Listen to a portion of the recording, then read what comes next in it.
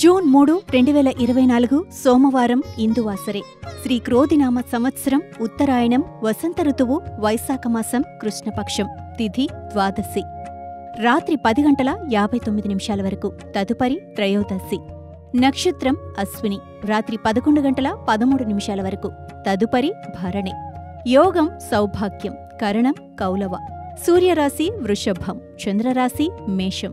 సూర్యోదయం ఉదయం 5:41. సూర్యాస్తమయం సాయంత్రం 6:47. రాహుకాలం ఉదయం 7:30 నుండి 9 వరకు. యమగండం ఉదయం 10:30 నుండి 12 వరకు. వజ్యం రాత్రి 7:28 నుండి 8:58 వరకు.